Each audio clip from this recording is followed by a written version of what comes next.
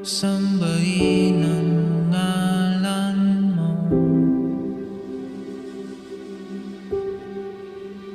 para mabuhay habang buhay sa puso't isipan mo.